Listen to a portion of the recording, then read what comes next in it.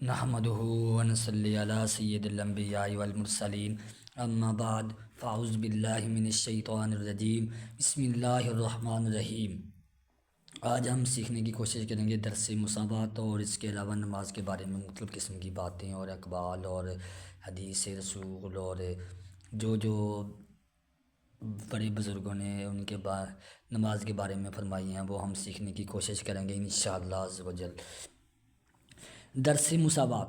امیر و غریب، شاہ و گدا کی طرز زندگی میں نمایاں فرق ہوتا ہے۔ امیر لوگ بڑے بڑے عالی شان مکانات، کوٹھیوں اور محلات میں رہتے ہیں۔ یہاں عمدہ فرشوں پر قلین بچھے ہوتے ہیں، بیٹھنے کے لیے صوفے، لیٹنے کے لیے نرم نرم پلنگ۔ ادھر غریب لوگوں کے رہنے کے لیے چھوٹے چھوٹیاں کٹیاں اور جہاں آرام و رہائش کی سہولتیں میسر نہیں ہوتی۔ اسی طرح حسین لوگ بدسرت اور کالے لوگوں سے نفرت کرتے ہیں اور خود کو برتر والا تصور کرتے ہیں، مگر جب لوگ مسجد میں چٹائیوں پر نماز پڑھتے ہیں تو سب برابر میں کھڑے ہوتے ہیں۔ وہاں امیر و غریب کی تفریق ختم ہو جاتی ہے اور پھر سب لوگ ایک ہی صف میں کھڑے ہو کر خدا کے آگے سجدہ ریز ہوتے ہیں۔ جماعت کی امامت کے لیے اعلیٰ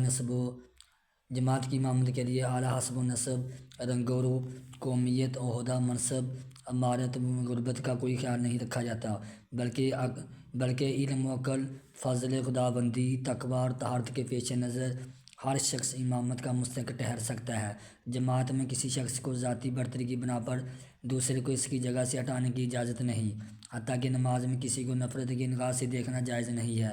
ان تمام واقعات سے انسان کو مساوات کا درس ملتا ہے کہ اللہ کی نظر میں تمام انسان برابر ہیں۔ اگر ان کو کوئی برتری حاصل ہو بھی تو وہ صرف تقوی کی بنا پر حاصل ہوگی۔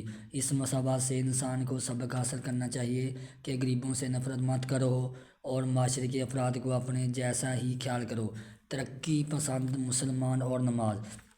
ایسے مسلمان جن پر صرف مسلمان کا لیبل چسپاں ہے، ان کو صرف کلمہ گو مسلمان کہنا چاہیے، کیونکہ وہ مسلمانوں کے گھر میں پیدا ہوئے ہیں۔ ان کو دین اسلام سے کوئی دلچسپی نہیں ہے، وہ نماز کے پاس نہیں جاتے اور نماز کو قطعاً نہیں پڑھتے۔ یہ وہ مسلمان ہیں کہ جن کی تربیت میں اسلامی اصولوں کو مد نظر نہیں رکھا گیا، انہیں قرآن و سنت کا پتہ ہی نہیں ہے۔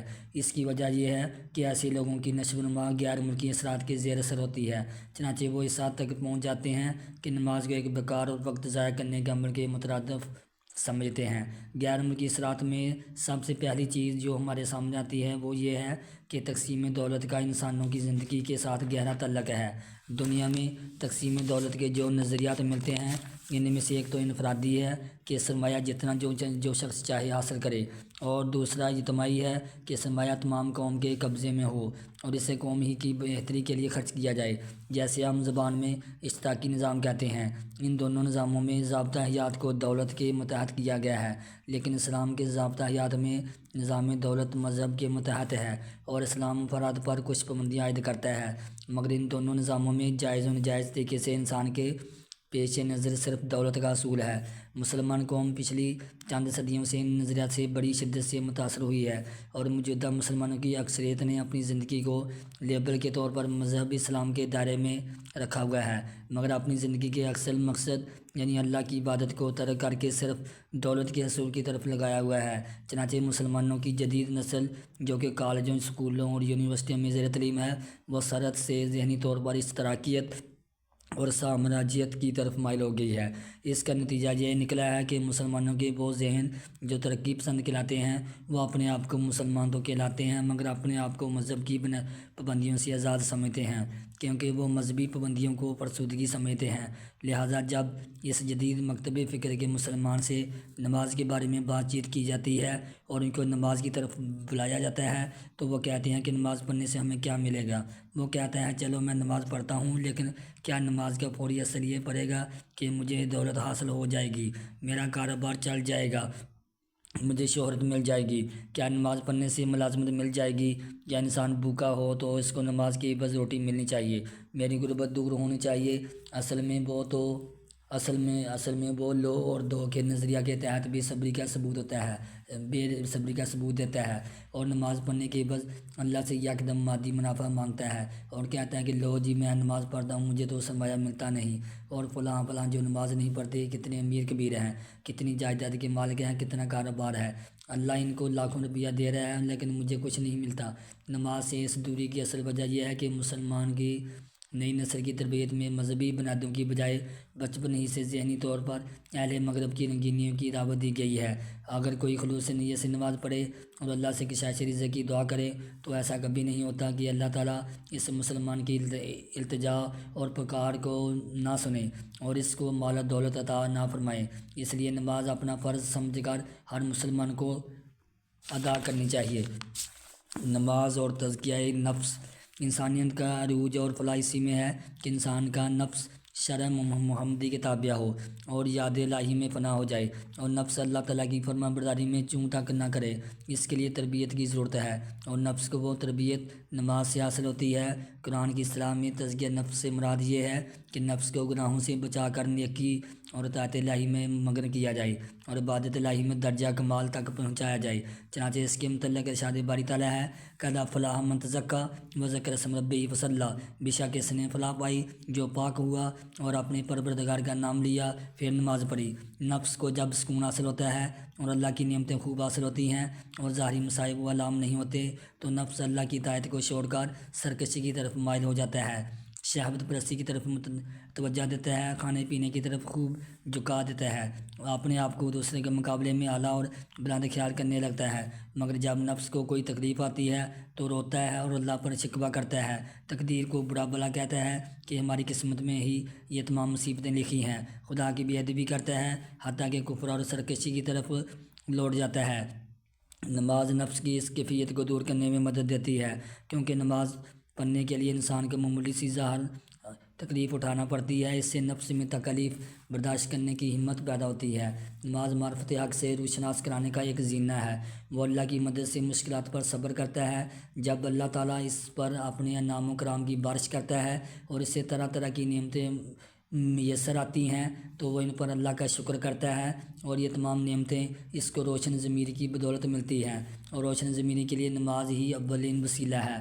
دن میں 5 وقت نماز پڑھنے سے، وضو کرنے سے، سجدہ رکوع قیام قاعدہ سے انسانی نفس متاثر ہوتا ہے اور جو نفس خلوص اور پیار سے ذات الہی کے آگے جھکتا جاتا ہے اور نفس میں ایسی بیداری پیدا ہوتی ہے جو اسے ہر وقت اللہ کی اطاعت کی طرف لے جاتی ہے اور برائیوں سے روکتی ہے، حتیٰ کہ یہی اطاعت انسان کو دین و دنیا میں کامیاب و کامران کر دیتی ہے۔ نماز انسان کے تمام اعضاء کو جن سے افعال سرزد ہوتے ہیں پاکیزہ کرتی ہے کیونکہ نفس ان اعضاء کو برائی میں مبتلا کر کے لذت محسوس کرتا ہے، لیکن نماز ان کی اصلاح کر کے انہیں راہ راست پر قائم رکھنے کی خوبی پیدا کرتی ہے۔ نماز کا دلی جذبات کو پاکیزہ کرنا۔ نماز ہمارے دلی جذبات اور احساسات کو بری سوچ سے پاکیزہ کرتی ہے۔ اس کی وجہ یہ ہے کہ اللہ کی قسم کی عبادت اور اطاعت کے لیے دل کا پاکیزہ ہونا ضروری ہے کیونکہ صالح نیت کا دل تعلق دل سے ہے۔ دل کے راز اور خیالات اللہ کے سوا اور کوئی نہیں جانتا۔ پھر دل کی حیثیت جسم میں بادشاہ کی سی ہے اور جسم کے باقی اعضاء دل کے متحد ہوتے ہیں۔ اگر بادشاہ درست ہو تو رایا بھی درست اور ٹھیک ہو جاتی ہے، لہذا جسم کی اچھائی اور نیکی کا سارا دار و مدار دل کی اصلاح پر ہے اور دل کی اصلاح اللہ کی یاد سے اصلاح اللہ کی یاد سے ہوتی ہے۔ نماز اللہ کی بہترین یاد ہے۔ دل کی اہمیت کے پیش نظر شیطان انسان کے دل پر اپنے بار کرتا ہے اور رحمان کی ماجگاہ بھی دل ہی ہے، چنانچہ دونوں انسانی دل پر اپنا تسلط قائم کرنے کی کوشش کرتے ہیں تاکہ اگر دل قابو ہو گیا تو تمام جسم متحد ہو جائے گا۔ اس کے علاوہ دل بہت زیادہ مصروف ظاہر حصہ ہے، اس پر جذبات اور عقل کے حملے ہوتے ہیں اور بس امڑ کر آتے ہیں اور وہ بس کسی نہ کسی خطرے کا پیش خیمہ ہوتے ہیں جس سے دل بہت جلد لغزش کھا جاتا ہے اور دل کی لغزش انسان کو تباہی و بربادی کی طرف لے جاتی ہے۔ دل غرور کی طرف مائل ہوتا ہے، اس میں حسد پیدا ہوتا ہے، دنیاوی خواہشات ابھرتی ہیں، چنانچہ دل کی اصلاح کے لیے ضروری ہے کہ انسان اپنے دل کو اللہ کی توجہ کا مرکز بتائے۔ دنیاوی خواہشات اور معاملات کو کم سے کم اپنے دل میں جگہ دی جائے، تکبر اور حسد کو کسی صورت میں بھی اختیار نہ کیا جائے۔ اصلاح قلب کے لیے جتنی بھی بیماریاں لاحق ہوتی ہیں ان کا علاج نماز کی پابندی ہے۔ نماز سے دل میں اللہ کی یاد پیدا ہوتی ہے اور آہستہ آہستہ یاد الہی سے دل اللہ کی محبت اور عشق کا مرکز بن جاتا ہے۔ جوں اللہ کی محبت گہری ہوتی ہے، دنیاوی خواہشات، طمع، لالچ ختم ہوتے جاتے ہیں اور دل اللہ کے نور سے منور ہوتا جاتا ہے، اور جب دل منور ہو جاتا ہے تو دنیا کے معاملات میں دل اللہ تعالیٰ سے براہ راست مدد طلب کرتا ہے، اور اللہ کی مدد سے انسان گناہوں سے بچ جاتا ہے اور اپنے اللہ کو راضی کر لیتا ہے اور آخرت میں جزائے خیر پاتا ہے۔ نماز کا نظر کو پاکیزہ کرنا۔ انسانی نفس نگاہ کے ذریعے کئی گناہ کرتا ہے، مثلا کسی غیر محرم عورت کو شہوانی نظر سے دیکھنا گناہ ہے، لیکن ایسا کرنے سے نفس کو لذت حاصل ہوتی ہے۔ اس طرح انسان فتنہ نظر میں مبتلا ہو کر گناہگار ہو جاتا ہے، مگر نماز انسان کے اس فعل کی بھی اصلاح کرتی ہے، چونکہ نماز پڑھتے وقت نگاہوں کو جھکائے رکھنے کا حکم ہے اور نماز میں ادھر ادھر دیکھنا منع ہے۔ نگاہوں کو نیچے رکھنے سے انسان میں ادب پیدا ہوتا ہے، اور آداب کا انسانی زندگی سے تعلق ہے۔ آداب ہی سے انسانی اخلاق و کردار بلند ہوتا ہے۔ اللہ ہمارا آقا اور مالک ہے، ہم اس کے بندے اور غلام ہیں۔ نماز کے وقت انسان اللہ کے حضور میں حاضر ہوتا ہے اور اپنی نگاہوں کو نیچے رکھ کر آداب غلامی بجا لاتا ہے، اور اس فرما برداری سے انسان اللہ کا منظور نظر بن جاتا ہے اور اللہ کی نعمتوں کا مستحق ٹھہرتا ہے۔ نماز کے سکھائے ہوئے آداب ہماری عملی زندگی میں بھی کام آتے ہیں، چنانچہ اس کے پیش نظر بچوں کو، بڑوں اور متحدوں کو افسروں کا جائز ادب و احترام کا سبق دیا جاتا ہے۔ انسان اگر نماز کے سبق بتلائے ہوئے اصول پر زندگی میں عمل نہ کرے اور اپنی نگاہ سے بلا مقصد آزادانہ ادھر ادھر رنگا رنگ کے نظارے دیکھے تو لا محالہ ان کو حاصل کرنے کی خواہش پیدا ہوگی، مگر ان کو حاصل کرنے کی قدرت نہ ہوگی اور نہ ان کے اصول کے بغیر صبر ہو سکے گا۔ اس کا نتیجہ یہی نکلے گا کہ انسان خواہ مخواہ اپنے آپ کو مسائل میں مبتلا کرے گا۔ ادھر ادھر نہ دیکھنے سے ہمارا دماغ وساوس سے خالی ہوگا، جس سے نیکی کی طرف زیادہ توجہ دے سکیں گے۔ نماز کا قوت سماعت کو پاکیزہ کرنا۔ ہمارے کان بری باتیں سن کر ہمیں گناہ گار بنا دیتے ہیں، کیونکہ قوت سماعت کے ذریعے بھی انسانی نفس کو جھوٹی باتیں سن کر فرحت اور لذت حاصل ہوتی ہے، جو سراسر گناہ میں شمار ہوتی ہے، اور نماز نفس اس کے اختیار کو پاکیزہ کرتی ہے، کیونکہ نماز سے ہمیں اچھی بات سننے کا درس ملتا ہے۔ اس کی وجہ یہ ہے کہ نماز پڑھتے وقت صرف امام صاحب کی قرات سننے کا حکم ہے۔ اگر آس پاس کوئی نادان بات چیت کر رہا ہو تو اس کی گفتگو کی طرف توجہ کرنا نماز میں جائز نہیں۔ اس وقت صرف اللہ کے کلام کو سننا ہی ہر حال میں مقدم ہے، اور اللہ کا کلام بامقصد ہے، چنانچہ اس سے ہمیں یہ سبق ملتا ہے کہ اپنے کانوں کو بری گفتگو کے سننے سے بچانا چاہیے۔ بری باتیں سننے سے اکثر اوقات ان کا جواب بھی دینا پڑتا ہے، جس سے انسان بری باتیں کرنے والوں کے ساتھ شمار ہو جاتا ہے اور گناہ گار ہو جاتا ہے۔ بری باتیں سننے کا اثر لازماً انسان کے دل و دماغ پر ہوگا۔ دل میں طرح طرح کے برے جذبات اور وساوس پیدا ہوں گے، دماغ گندے خیالات کی ماجگا بن جائے گا، جو انسان کو کسی مصیبت میں پھنسانے کا پیش خیمہ ہوں گے۔ مگر نماز کی حکمت سے اخذ کردہ نصیحت کے پیش نظر اپنے کانوں کو فضول باتوں کے سننے سے محفوظ رکھے تو بہت سی آفات سے بچ جائے گا۔ نماز کا زبان کو پاکیزہ کرنا۔ انسانی نفس زبان کے ذریعے بھی گناہ میں مبتلا ہوتا ہے، مثلا جھوٹ، غیبت، بری باتیں کرنا، لیکن نماز ہماری زبان کو بھی پاکیزہ کرتی ہے، کیونکہ نماز سے ہمیں اصلاحی گفتگو کا بھی سبق ملتا ہے۔ نماز میں ہم اللہ تعالیٰ سے ہم کلام ہوتے ہیں، اور وہ کلمات جو ہم نماز میں پڑھتے ہیں ان میں اللہ کی حمد و ثنا بیان کرتے ہیں اور اس سے راہ ہدایت پر رکھنے کی توفیق مانگتے ہیں۔ بندہ اور اللہ کی یہ گفتگو برسر مقصد ہوتی ہے۔ نماز میں صرف قرآن پاک کی آیات کی تلاوت کی جاتی ہے، جو کہ حضور پاک صلی اللہ علیہ وسلم پڑھتے رہے ہیں۔ اس سے یہ ثابت ہوتا ہے کہ نماز میں قرآن پاک کی تلاوت کے علاوہ ہم ایک لفظ بھی اپنی طرف سے زائد نہیں کہہ سکتے، جس سے ہمیں یہ سبق ملتا ہے کہ زبان کی گفتگو برسر مقصد ہونی چاہیے، اور زبان کو روزمرہ کی گفتگو میں فضول باتوں سے محفوظ رکھنے کی کوشش کرنی چاہیے، کیونکہ زبان سے نکلی ہوئی بات ہی فساد کی جڑ بنتی ہے۔ زبان کی اچھی بری گفتگو سے جسم کے دوسرے اعضاء اثر قبول کرتے ہیں۔ اس کے علاوہ فضول باتیں کرنے سے انسان کا وقت بھی ضائع ہوتا ہے۔ وقت انتہائی قیمتی ہے، اور اس سے فائدہ اٹھاتے ہوئے زبان زیادہ سے زیادہ اللہ کی یاد کی طرف توجہ دینی چاہیے۔ زبان کی حفاظت سے انسان کے نیک مال کی حفاظت ہوتی ہے۔ جو شخص با مقصد گفتگو نہیں کرتا وہ لا محالہ لوگوں کی غیبت میں مبتلا ہو جائے گا۔ غیبت اچھے مال کو تباہ و برباد کر دیتی ہے، اور جھوٹ بھی انسان زبان ہی سے بولتا ہے۔ جھوٹ بے شمار برائیوں کی جڑ ہے۔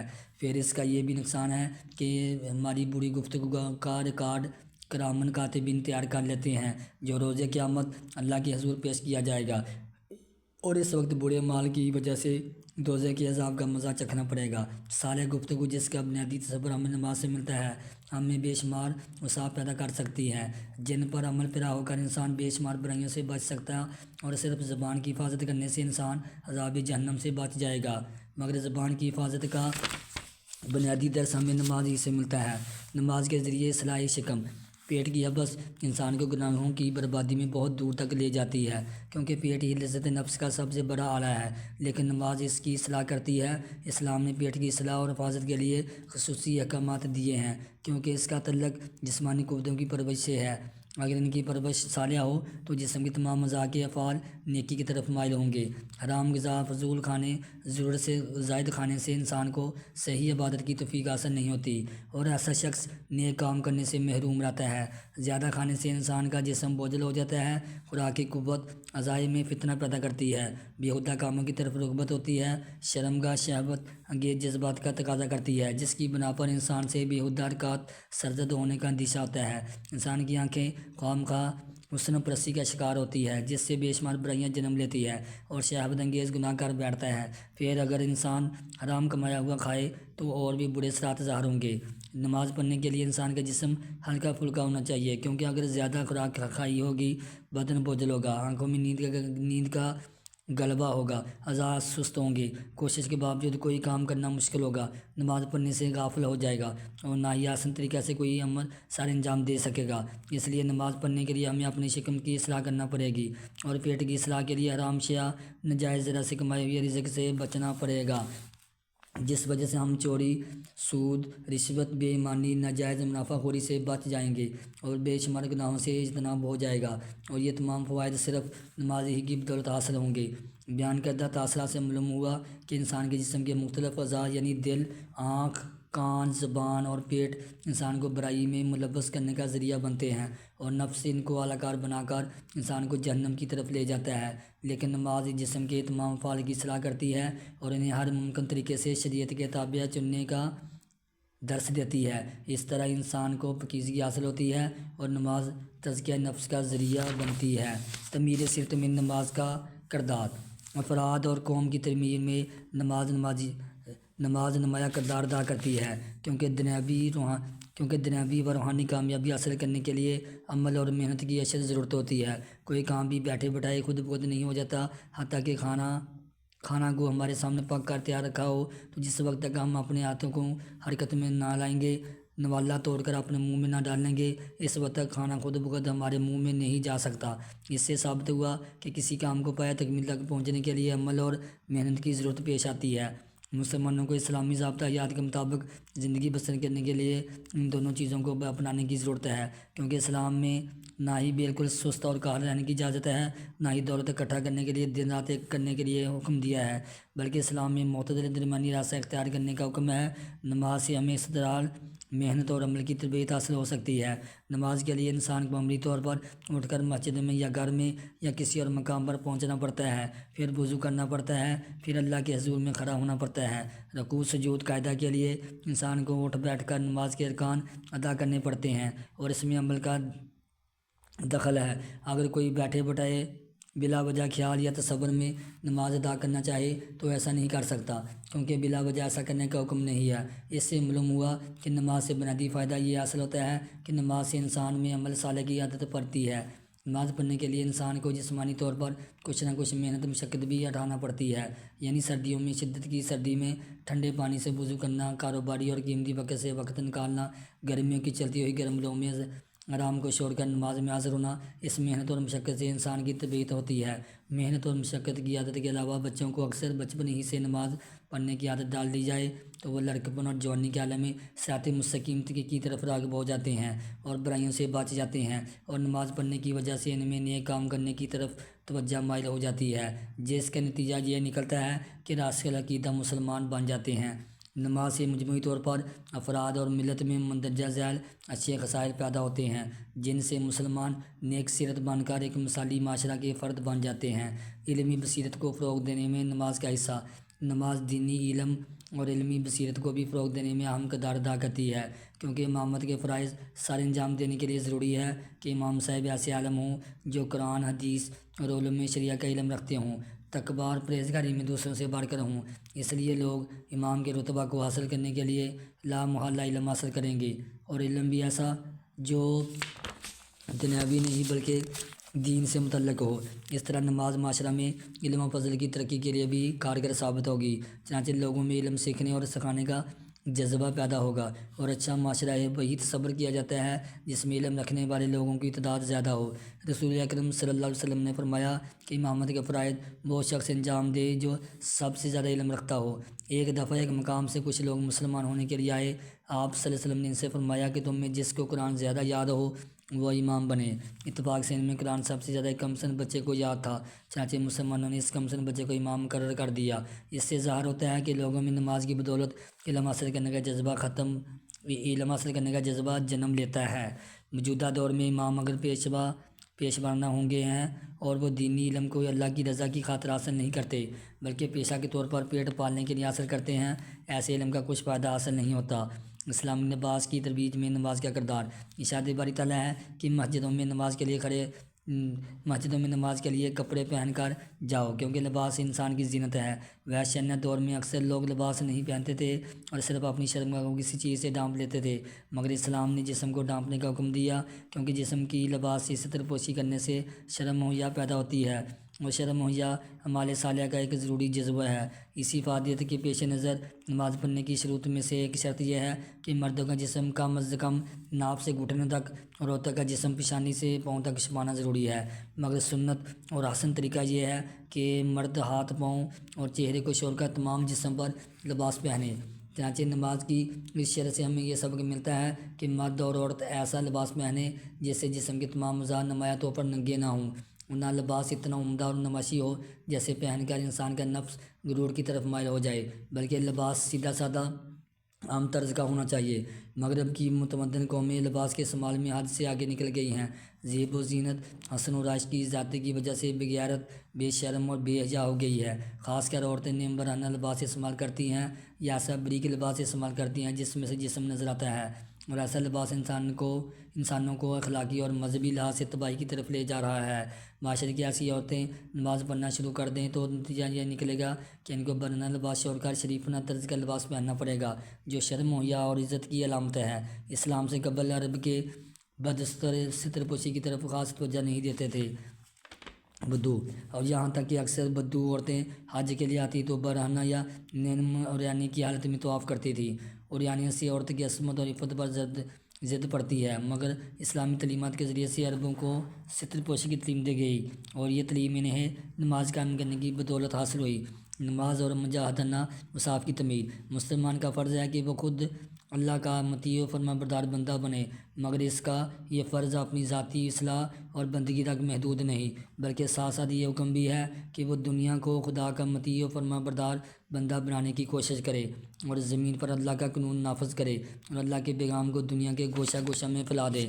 اس فرض کو مسلمان الگ الگ سر انجام نہیں دے سکتے، اس لیے مسلمان کو ایک منظم جماعت بننے کی ضرورت ہے، جو جماعت اللہ کے راستے میں جہاد کرے، دوسرے انسانوں کو اللہ کے دین میں لائے اور دشمنان دین کے عملے کی صورت میں اپنا دفاع کر سکے۔ اس لیے مسلمانوں میں سپاہیانہ تربیت کی ضرورت تھی۔ فوجی سپاہیوں کو تیار کرنے کے لیے بڑی سخت تربیت دی جاتی ہے، مگر مسلمانوں کو بنیادی تربیت نماز ہی سے حاصل ہوتی ہے۔ نماز پڑھنے کے لیے سب سے پہلے مسلمانوں کو اذان کے ذریعے مسجد کی طرف بلایا جاتا ہے۔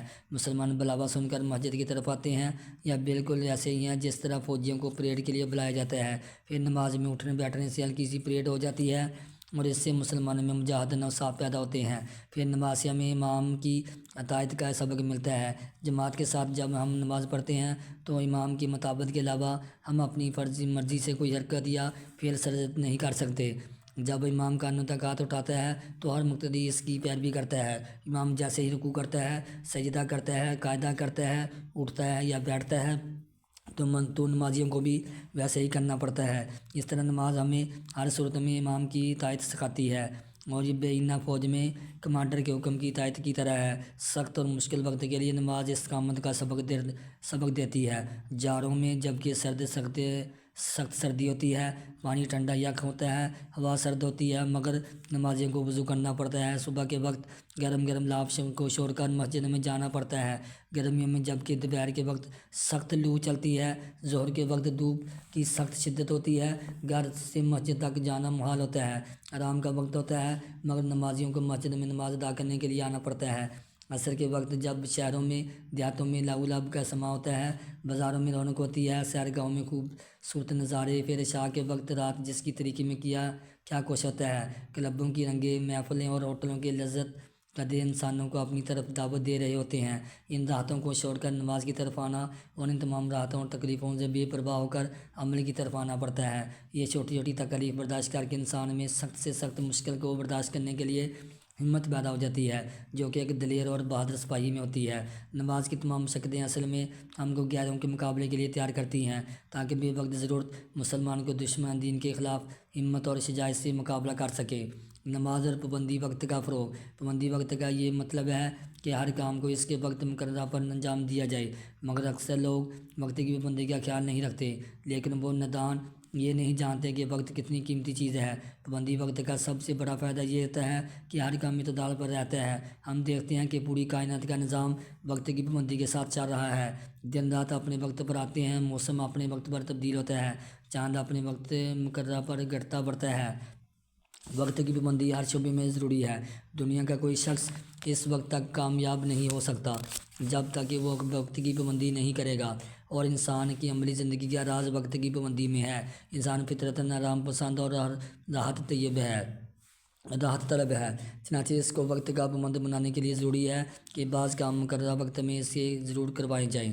نماز کے اوقات مقررہ ہیں اور دن میں 5 ہے، اور لوگوں کے مقررہ اوقات پر نماز کا پابند کیا جاتا ہے۔ نماز باجماعت سے بھی ہمیں پابندی وقت کا سبق ملتا ہے۔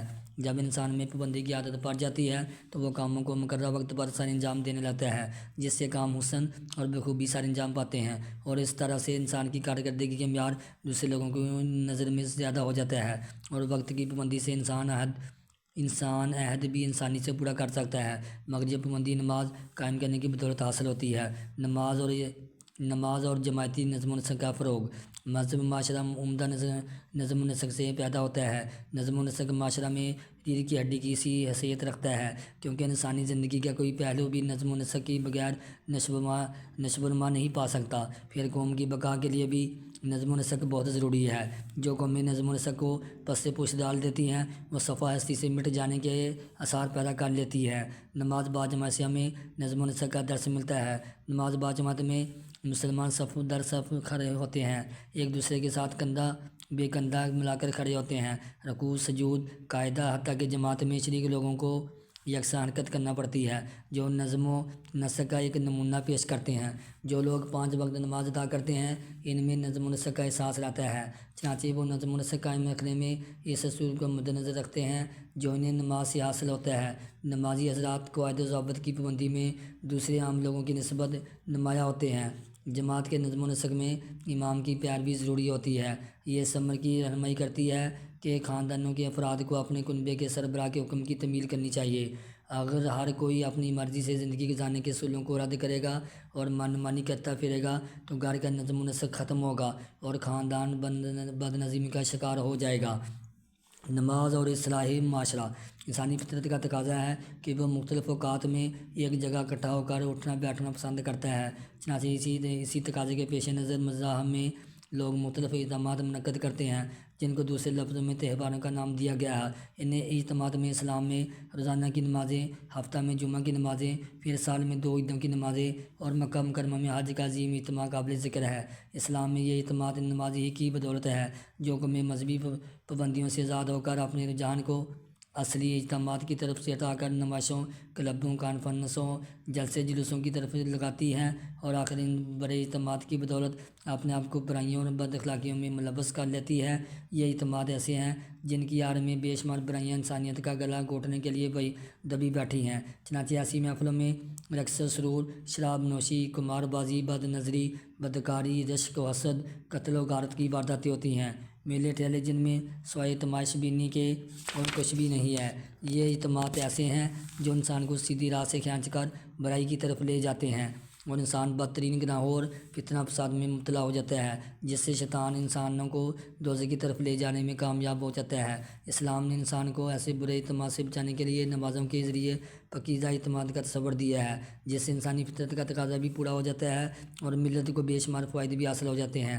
نماز چونکہ ایک مقدس مذہبی فریضہ ہے جس میں دنیاوی محفلوں کی رنگ بو کا سما نہیں ہوتا، جس وجہ سے نماز پڑھنے والوں کو لاتعداد برائیوں اور بدکاریوں سے بچنے کے علاوہ نیکیاں بھی حاصل کرنے کا موقع ملتا ہے۔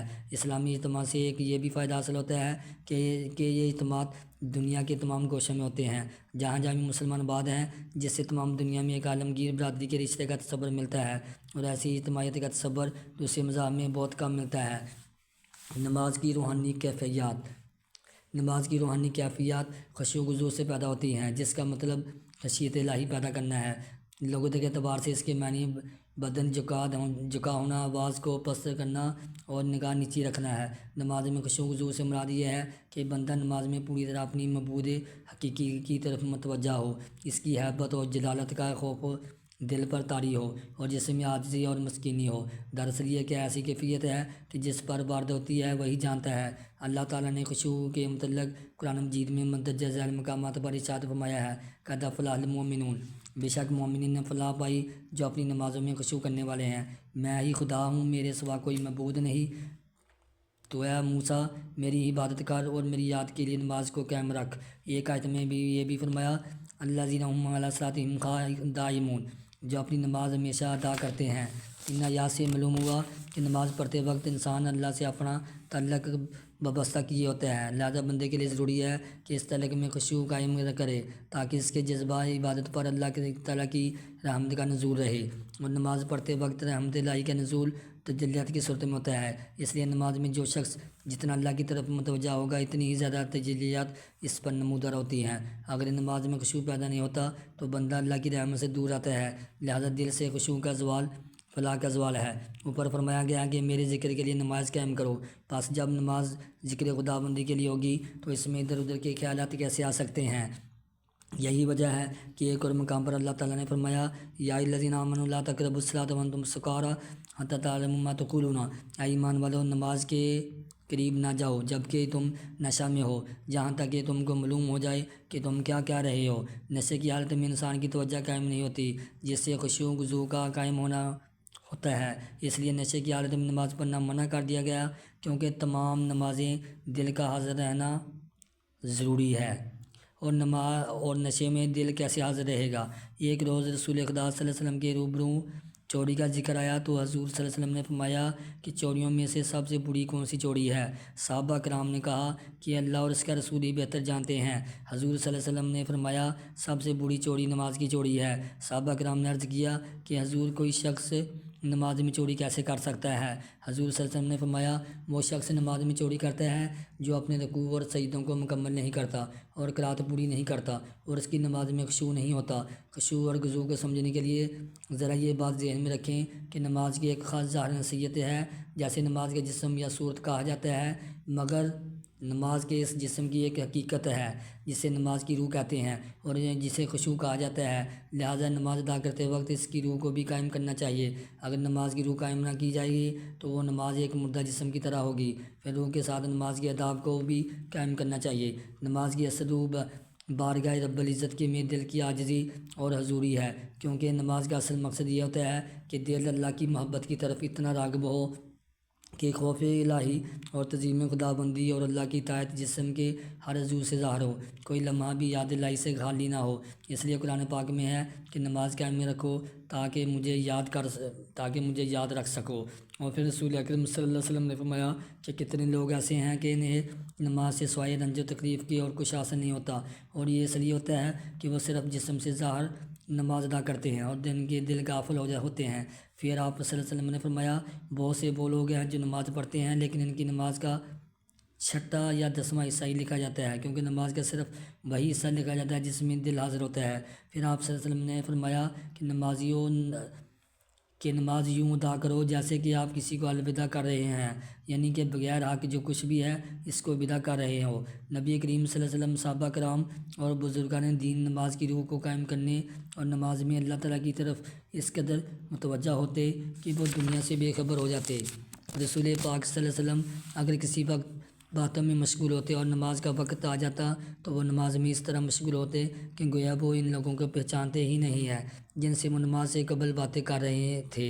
رسول اکرم صلی اللہ علیہ وسلم جب نماز میں ہوتے تو آپ کا دل اس قدر جوش مارتا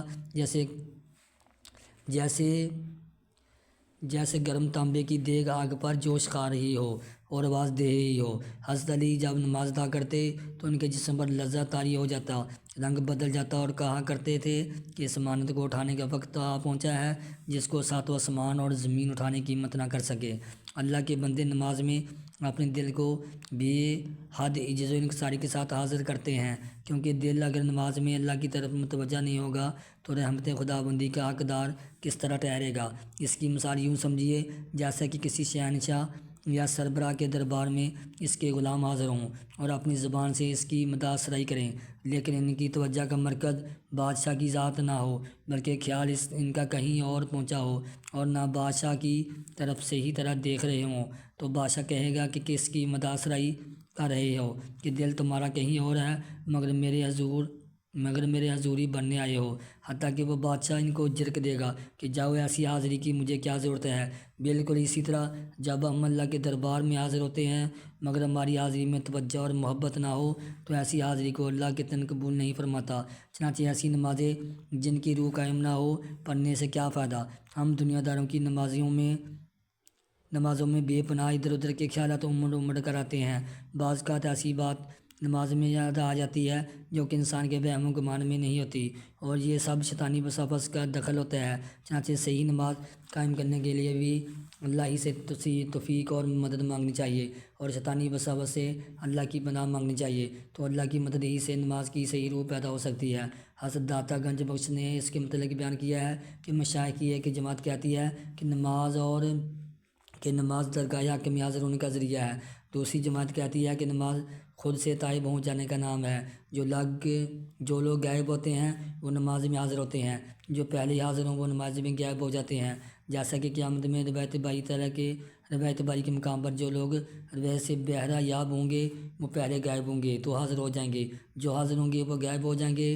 اور میں علی بن عثمان جلابی کہتا ہوں کہ نماز حکم حق ہے، نہ حاضری کا سبب ہے نہ غائب ہونے کا ذریعہ۔ حکم حق کسی چیز کا اعلیٰ کار نہیں ہوتا، حضور کا سبب عین حضور ہے، اور اسی طرح غیبت کی علت عین غیبت ہے۔ حکم حق کسی شکل میں بھی ناقص نہیں ہوتا۔ اگر نماز اعلیٰ حضور ہوتی تو یقیناً نماز کے سوا کوئی چیز حضور حق حاضر نہ کر سکتی، اور اسی طرح نماز اگر وجہ غیبت ہوتی تو غائب ترک نماز سے بھی حضور حق سے بہرہ یاب ہو سکتا ہے۔ جب حاضر اور غائب دونوں ہی سے کوئی نماز ادا کرنے سے معذور نہیں ہو سکتا تو نماز بے نفسہ ایک قوت ہے، غیبت اور حضور سے اس کو کوئی تعلق نہیں۔ اہل مجاہدہ اور صاحبان استقامت نماز میں کثرت کرتے ہیں اور دوسروں کو حکم دیتے ہیں۔ مشائخ اپنے مریدوں کو شبانہ روز 400 رکعت ادا کرنے کی ترغیب دیتے ہیں تاکہ جسم کو عبادت کی عادت ہو جائے۔ اہل استقامت بہت نماز ادا کرتے ہیں تاکہ حضور حق شکر قبولیت ادا کریں۔ باقی رہے اہل احوال، یعنی کہ دو گروہ ہیں، ایک وہ لوگ جن کی نماز کمال سلوک اور محبت کے سبب جمع کے مقام پر ہوتی ہے اور وہ اپنی نماز میں مجتمع ہوتے ہیں، دوسرا گروہ ان لوگوں کا ہے جن کی نماز قطع سلوک فقدان محبت کے عالم تفرقہ کے مقام پر ہوتی ہے، وہ اس تفرقہ سے دوچار ہوتے ہیں۔ مجتمع لوگ شبانہ روز نماز میں مصروف رہتے ہیں اور فرائض و سنن کے علاوہ نوافل کثرت سے ادا کرتے ہیں۔ اہل تفرقہ فرائض و سنن ادا کرتے ہیں، نوافل کم پڑھتے ہیں۔ پیغمبر صلی اللہ علیہ وسلم نے فرمایا، میری آنکھوں کی روشنی نماز میں ہے، یعنی میری جملہ رات نماز میں ہے۔ اہل استقامت کا طریقہ نماز میں مشغول رہنا ہے۔ حضرت شہاب الدین سہروردی بیان فرماتے ہیں کہ نماز کے 4 شعبے بتائے گئے ہیں: اول محراب میں جسم کی موجودگی، دوم خداوند تعالیٰ کے حضور میں عقل و شعور کے ساتھ حاضر ہونا، سوم دل کا خشوع و خضوع کے ساتھ ہونا، چہارم ارکان نماز میں خضوع کا ہونا۔ حضور قلب سے حجابات اٹھ جاتے ہیں اور شہوت عقل سے عتاب رفع ہوتا ہے اور حضور نفس سے رحمت و کرم کے دروازے کھل جاتے ہیں اور ارکان نماز میں خضوع سے ثواب کا حصول ہوتا ہے۔ لیکن جو نمازی بغیر حضور قلب نماز ادا کرتا ہے وہ ایک غافل نمازی ہے، اور مشہود عقل کے بغیر جو نماز ادا کرتا ہے وہ بے پرواہ نمازی ہے، اور جس نمازی میں خضوع نفس نہیں ہوتا وہ خطا کار نمازی ہے، اور جو خضوع ارکان کے بغیر نماز پڑھتا ہے وہ غلط کار نمازی ہے، اور جو نمازی ان تمام مصاف و بالا کے ساتھ نماز پڑھتا ہے وہ ایک کامل نمازی ہے۔ حضرت عبداللہ بن عباس رضی اللہ تعالیٰ عنہ سے مروی ہے کہ نماز میں خشوع اس عمر کا نام ہے کہ نمازی کو اپنے دائیں بائیں کی کچھ خبر نہ ہو۔ حضرت سفیان ثوری سے منقول ہے کہ جس کی نماز میں خشوع نہیں اس کی نماز فاسد ہے۔ حضرت معاذ بن جبل رضی اللہ تعالیٰ عنہ نے اس سے بھی زیادہ کڑوی شرط بیان کی ہے کہ جو کوئی نماز میں قصداً یہ معلوم کرے کہ اس کے دائیں بائیں کیا ہے اس کی نماز نہیں ہوتی۔ شیخ ابو سعید خراج فرماتے ہیں کہ جب کوئی شخص رکوع کرے تو رکوع کے آداب یہ ہیں کہ وہ اس طرح رکوع میں جھکے کہ اس کا ہر عضو اس وقت حالت رکوع میں ہو گویا وہ عرش عظیم کی طرف جھکا ہو، اور اس وقت وہ اللہ تعالیٰ کی اس قدر تعظیم بجا لائے کہ اس کے دل میں اللہ تعالیٰ سے زیادہ عظمت والی اور کوئی چیز موجود نہ رہے۔ حضرت سہل کا یہ قول بیان کیا ہے جس نے اپنے دل کو آخرت کے ذکر سے خالی رکھا وہ شیطانی وسوسوں میں گرفتار ہو گیا، اور جس نے اپنے دل کو صفائے باطن اور نور معرفت سے معمور رکھا اس کے لیے کسی تصور اور مشاہدہ کی ضرورت نہیں ہے۔ شیخ عامر بن عبداللہ سے پوچھا گیا کہ نماز میں آپ کو دنیا کے کسی کام کا خیال آتا ہے تو انہوں نے فرمایا کہ نیزوں کی نوک سے مجھے شیدہ جانا زیادہ گوارا ہے بے مقابلہ اس کے کہ مجھے نماز میں ان چیزوں کا دھیان آئے جن کا تم کو نماز میں دھیان آتا ہے۔ ایک اور بزرگ سے دریافت کیا گیا کہ نماز میں آپ کے دل میں دنیا کے بارے میں کوئی خیال آتا ہے تو انہوں نے فرمایا کہ نہ نماز میں اور نہ نماز کے علاوہ کسی اور وقت میں دنیاوی کاموں کے بارے میں غور کرتا ہوں۔ حضرت شہاب الدین سہروردی نے فرمایا کہ جب تم نماز میں پیاری تکبیر کہو تو اس وقت یہ سمجھ لو کہ اللہ تعالیٰ تمہاری طرف دیکھ رہا ہے اور جو کچھ تمہارے دل میں ہے اس سے باخبر ہے۔ تم اپنی نماز میں جنت کو اپنی دائیں طرف اور دوزخ کو بائیں طرف خیال کرو۔ یہ ہم نے اس لیے کہا ہے کہ جب تمہارا دل آخرت کے ذکر میں مشغول ہوگا تو اسے تمام وصف سے دور ہو جائیں گے، یعنی یہ تصور اور یہ خیال دل سے وسوسوں کو دور کرنے کی ایک تدبیر ہے۔ بعض ایسے حضرات ہیں کہ جب وہ نماز میں اللہ کی طرف رجوع ہوتے ہیں تو انابت کے درجے کو پہنچتے ہیں اور اس صفت کے مصداق بن جاتے ہیں، اس لیے کہ اللہ تعالیٰ نے رجوع علی الحق نابت کو مقدم رکھا ہے اور فرمایا ہے منیبین الیہ واتقوہ واقیموا الصلاۃ، تم اس کی طرف رجوع کرو اور اس سے ڈرو اور نماز کو قائم کرو۔ پس ایک بندہ حق مخلص بندہ اللہ تعالیٰ کی طرف رجوع کرتا ہے اور اللہ تعالیٰ سے ڈرتا ہے، اس طرح کہ وہ مسئلہ حق سے بری اور بیزار ہوتا ہے، اور ویسے سینے کے ساتھ جو اسلام کے ذریعے کشادہ ہے اور ایسے دل کے ساتھ جو نور ایمان سے منور ہے نماز پڑھتا ہے۔ پس جو کلمہ قرآن پاک کا اس کی زبان سے نکلتا ہے اس کا دل اس کو سنتا ہے اور وہ کلمات اس کے دل کی فضا میں اس طرح گونجتے ہیں کہ اس کے علاوہ کوئی اور آواز اس فضا میں سنائی نہیں دیتی۔ اس وقت وہ کلمات حسن فہم اور توجہ کی لذت و نعمت کی بدولت اس کے دل پر طاری ہو جاتے اور چھا جاتے ہیں، اور اس وقت اس کا دل استماع کی حلاوت اور کامل یادداشت کے ساتھ اس کو اپنے اندر جذب کر لیتا ہے اور وہ ان کلمات کے معنی لطیف اور مضامین شرف کا ادراک کر لیتا ہے۔ یہ معنی جو اس کو حاصل ہوتے ہیں ایسے ہیں جن کی تفصیل بیان نہیں کی جا سکتی، بلکہ وہ محض پوشیدہ غور و فکر کا نتیجہ ہوتے ہیں، اس لیے کہ قرآن کے ظاہری معنی نفس کی غذا ہے جن کا تعلق عالم حکمت اور شہادت سے ہے، نفس سے بہت قریب ہے۔ یہ حکمت کے قواعد کو قائم کرنے کے لیے بنایا گیا ہے اور نفس مطمئنہ ان کو حاصل کر لیتا ہے، لیکن قرآن کے جو باطنی معنی ہیں ان کا انکشاف عالم ملکوت کی طرف سے ہوتا ہے اور وہ نفس کی بجائے دل کی غذا ہے، جن کی بدولت روح جبروت الہی کے مقدس پردوں تک اس کی عظمت کا مشاہدہ کر کے پہنچ جاتی ہے، اور اس کو مشاہدہ اور مطالعہ عالم جبروت کے ذریعے شوق و محبت کے گرداب میں رہ کر ہی کامل استغراق نصیب ہوتا ہے۔ اللہ کے خاص بندوں اور عام دنیا داروں کی نماز میں فرق ہوتا ہے۔ ہم دنیا داروں سے نماز اس خشوع وضو سے نہیں پڑھی جاتی جس طرح اللہ کے خاص بندے نماز ادا کرتے ہیں۔ سب سے پہلے تو یہ ہے کہ عام انسان اپنے جسم کی طہارت اس طرح سے نہیں رکھ سکتا جس طرح کہ اللہ کے خاص بندے طہارت پر کاربند ہوتے ہیں۔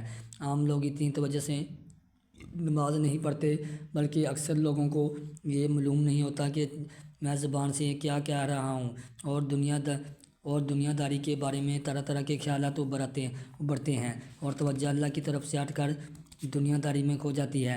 اللہ کے بندے جب نماز پڑھتے ہیں تو ان کے دل میں اللہ کی ذات کا تصور ہوتا ہے، ان کی پوری توجہ اللہ کی طرف ہوتی ہے، وہ اللہ کو اپنا باطنی آنکھوں سے دیکھتے ہیں، ان کی روح اللہ کے سامنے سیدھا ریز ہوتی ہیں، رکوع کرتی ہیں، ان کے جسم پر اللہ کے خوف سے رکت طاری ہوتی ہے کہ حقیر سا گوشت پوش کا انسان اتنی عظیم ہستی کے سامنے حاضر ہے، جسم کا بار بار اللہ کی مداح میں مشغول ہے اور بارگاہ الہی میں وہ اپنی عاجزی پیش کرتے ہیں۔ ان کے منہ سے نکلے ہوئے الفاظ کا اللہ کی ذات کی طرف سے ان کو جواب ملتا ہے۔ ابتدائی منازل میں اللہ کے بندوں کا روحانی تصور خانہ کعبہ میں نماز ادا کرتا ہے، اگرچہ وہ نماز علاقے کی مسجد میں پڑھتے ہیں، مگر ان کی باطنی آنکھ خود کو خانہ کعبہ میں دیکھتی ہے۔ پھر رفتہ رفتہ وہ اولیاء کرام اور صحابہ کرام کے ساتھ مجلس محمدی میں نماز ادا کرتے ہیں، پھر بیت المعمور میں ان کا روحانی تصور نماز ادا کرتا ہے، حتیٰ کہ آخر میں اللہ کے سامنے ان کی روح نماز ادا کرتی ہے۔ ادھر معبود سامنے جلوہ گر ہوتا ہے اور ادھر بندہ خالق حقیقی کے سامنے سجدہ ریز ہوتا ہے۔ دنیا داروں کی نماز میں پس پردہ کئی قسم کا مقصد ہوتا ہے، مگر اللہ کے بندے کے سامنے نماز کی ادائیگی میں اللہ کی رضا ہی رضا ہے۔ ایسی نمازیں پڑھنے کی اللہ تعالیٰ ہر ایک کو توفیق دے، آمین۔ اوقات نماز: دن رات میں 5 نمازیں فرض ہیں۔ ان 5 نمازوں کی ادائیگی کے لیے اللہ تعالیٰ کی طرف سے وقت مقرر ہے۔ ان نمازوں کے اوقات کے بارے میں قرآن پاک میں اللہ تعالیٰ کے ارشادات حسب ذیل ہیں: ان الصلاۃ کانت علی المؤمنین کتابا موقوتا، بے شک مومنین پر نماز مقررہ اوقات پر فرض ہے۔ واقیموا الصلاۃ طرفی النہار وزلفا من اللیل، دن کے دونوں کناروں پر نماز کو قائم کرو اور رات کے ٹکڑوں میں۔ اقیموا الصلاۃ لدلوک الشمس الی غسق اللیل وقرآن الفجر، سورج ڈھلنے سے لے کر رات کے اندھیرے تک جو نماز ہے اسے قائم کیجیے، اور صبح کی نماز بھی۔ والذین ھم علی صلاتہم یحافظون اولئک فی جنات مکرمون، اور وہ لوگ جو اپنی نماز کی حفاظت کرتے ہیں وہ جنتوں میں باعزت ہوں گے۔ والذین یؤمنون بالآخرۃ یؤمنون وهم علی صلاتہم بالآخرۃ یؤمنون بہ وهم علی صلاتہم یحافظون، اور جنہیں آخرت پر یقین ہے وہ قرآن پر ایمان لاتے ہیں اور وہ اپنی نمازوں کی حفاظت کرتے ہیں۔ پھر ان کے بعد کچھ پسماندے پیدا ہوئے جنہوں نے نمازیں ضائع کر دی۔ محافظت کرو سب نمازوں کی، اور خاص بیچ والی نماز کی، اور اللہ کے حضور ادب سے کھڑے ہونا چاہیے۔ بیچ والی نماز عصر ہے۔ اس وقت لوگ بازار وغیرہ کے کاموں میں زیادہ مصروف ہوتے ہیں اور وقت بھی تھوڑا ہوتا ہے، اس لیے اس کی خاص تاکید فرمائی ہے۔ اور وہ لوگ جو اپنی نماز کی نگہداشت کرتے ہیں وہی سچے وارث ہیں کہ جنت کی وراثت پائیں گے، وہ اس میں ہمیشہ رہنے والے ہیں۔ خرابی ہے ان نمازیوں کے لیے جو اپنی نمازوں سے غافل ہیں کہ وقت نکال کر پڑھتے ہیں۔ ان آیات میں نمازوں کے اوقات کے بارے میں اشارہ کیا گیا ہے کہ آیت میں دن کے دونوں کناروں سے مراد فجر اور مغرب کی نماز ہے، لیکن آیت نمبر 3 میں سورج ڈھلنے سے لے کر رات کے اندھیرے تک چاروں نمازوں یعنی ظہر، عصر، مغرب اور عشاء پڑھنے کی تلقین کی گئی ہے، اور پھر صبح کے بارے میں الگ تاکید کی گئی ہے، لیکن نمازوں کے اس جمالی حکم کی مکمل تشریح حدیث مصطفیٰ میں ہے۔ اس لیے نماز کا جو وقت مقرر ہے اس کو اس وقت میں پڑھنا فرض ہے، وقت نکل جانے کے بعد نماز قضا ہو جاتی ہے۔ اوقات نماز کے متعلق احادیث: حضرت بریدہ رضی اللہ تعالیٰ عنہ کی روایت، حضرت بریدہ سے روایت ہے کہ ایک آدمی نے نبی اکرم صلی اللہ علیہ وسلم سے نماز کے وقت کے متعلق سوال کیا تو آپ صلی اللہ علیہ وسلم نے فرمایا،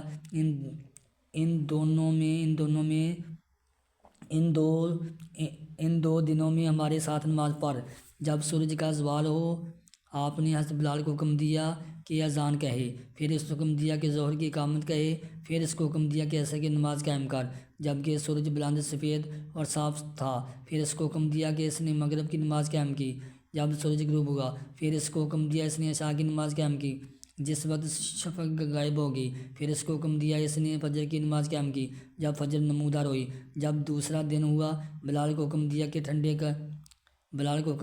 ٹھنڈا کرے ظہر کی نماز کو، بھی اس نے اچھی طرح اس کو ٹھنڈا کیا اور عصر کی نماز پڑھی جبکہ آفتاب بلند تھا، اور تاخیر کیا اس وقت سے جو اس کے لیے تھا، اور مغرب کی نماز شفق غروب ہونے سے پہلے پڑھی، اور عشاء کی نماز پڑھی جبکہ ایک تہائی رات گزر چکی تھی، اور صبح کی نماز پڑھی، اس کو روشن کیا۔ پھر فرمایا نماز کا وقت پوچھنے والا کہاں ہے؟ اس شخص نے کہا کہ اللہ کے رسول میں حاضر ہوں۔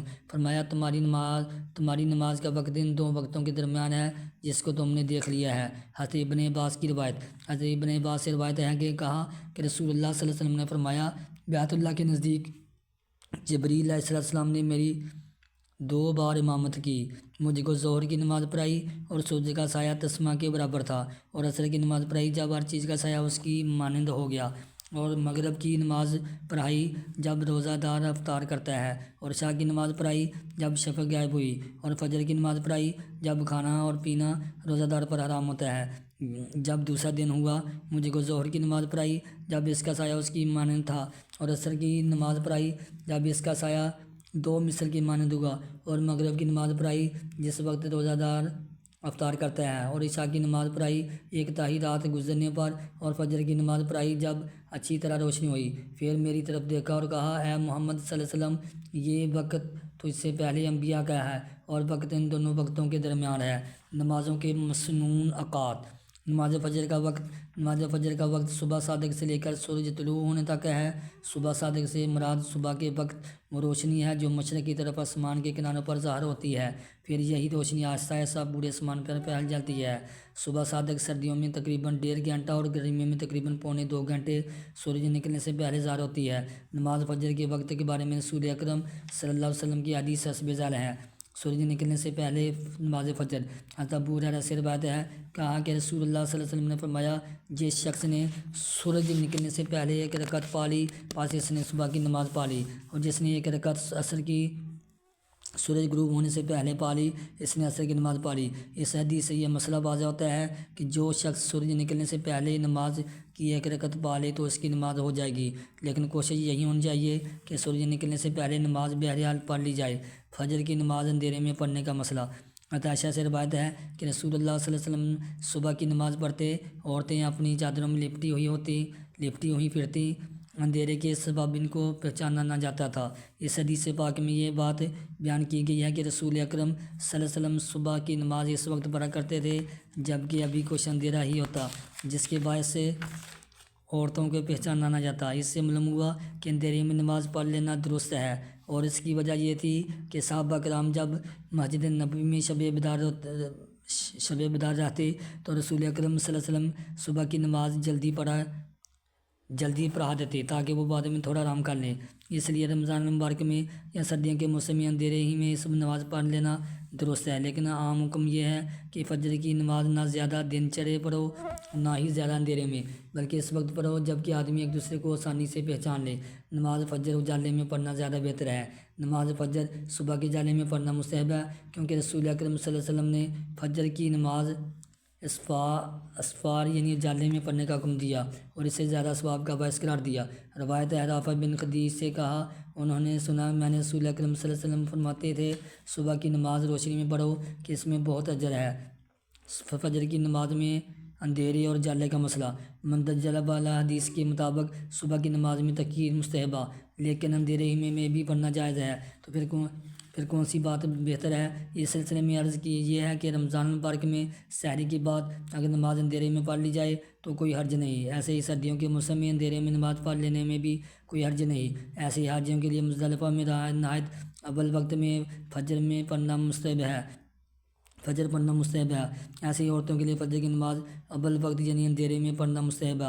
ایسے ہی صوفیہ اور فقراء جو رات کے پچھلے پہر میں نماز تہجد کا اہتمام باقاعدگی سے کرتے ہوں یا شب بیداری کرتے ہوں تو اگر وہ نماز فجر اندھیرے میں پڑھ لیں تو درست ہے، مگر عام لوگوں کے لیے صبح کی نماز کے لیے وہ وقت زیادہ اچھا ہے جبکہ روشنی پھیل رہی ہو اور قرات کرنے والا 40 سے 60 آیت تک آسانی سے قرات کر لے اور نماز سے فارغ ہونے کے بعد بھی نماز پڑھنے کا وقت رہتا ہو۔ نماز ظہر کا وقت سورج ڈھلنے کے بعد شروع ہوتا ہے اور اس وقت تک رہتا ہے جبکہ ہر چیز کا سایہ اصل کو چھوڑ کر دگنا ہو جاتا ہے، تو اس کے بعد نماز ظہر کا وقت ختم ہو جاتا ہے۔ ٹھیک دوپہر کے وقت ہر چیز کا جتنا سایہ ہوتا ہے اسے اصل سایہ کہتے ہیں اور دگنے سایہ کو دومثل سایہ کہتے ہیں۔ ظہر کی نماز سردیوں میں جلدی پڑھنی چاہیے، اس کے بارے میں رسول اکرم صلی اللہ علیہ وسلم کے فرمان حسب ذیل ہے۔ ظہر کی نماز سردیوں میں جلدی پڑھنا۔ ام سلمہ سے روایت ہے کہ رسول اللہ صلی اللہ علیہ وسلم ظہر کی نماز تم سے جلد پڑھتے تھے اور تم عصر کی نماز ان سے جلدی پڑھتے ہو۔ اس حدیث سے یہی مسئلہ اخذ ہوتا ہے کہ سردیوں میں چونکہ دن چھوٹا ہوتا ہے اس لیے نماز ظہر وقت کے پہلے سے ہی میں پڑھ لینا بہتر ہے۔ گرمیوں میں ظہر ٹھنڈی کر کے پڑھنی چاہیے۔ گرمیوں میں ظہر کی نماز تاخیر سے پڑھنا مستحب ہے تاکہ گرمی کی شدت کم ہو جائے۔ گرمیوں میں تاخیر سے ظہر پڑھنے میں ایک تو لوگوں کو آرام ملتا ہے، دوسرے سنت قلیلہ سے محرومی نہیں ہوتی۔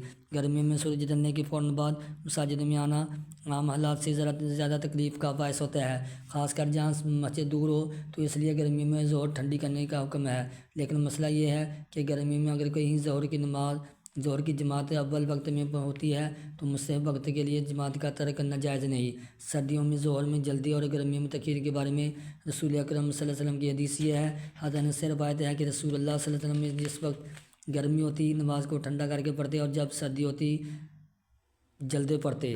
نماز جمعہ کا وقت ہی وہی ہے جو ظہر کا وقت ہے۔ نماز عصر کا وقت ظہر کا وقت ختم ہوتے ہی عصر کا وقت شروع ہو جاتا ہے اور سورج غروب ہونے تک رہتا ہے۔ سردیوں میں عصر کا وقت سورج غروب ہونے سے پہلے قریباً 1.5 گھنٹہ ہے اور گرمیوں میں تقریباً 2 گھنٹے ہے۔ عصر کی نماز میں تاخیر مستحب ہے، لیکن سورج زرد ہونے میں سے پہلے نماز پڑھ لینی چاہیے۔ سورج غروب ہونے سے پہلے عصر مکمل کرنے کی تاکید۔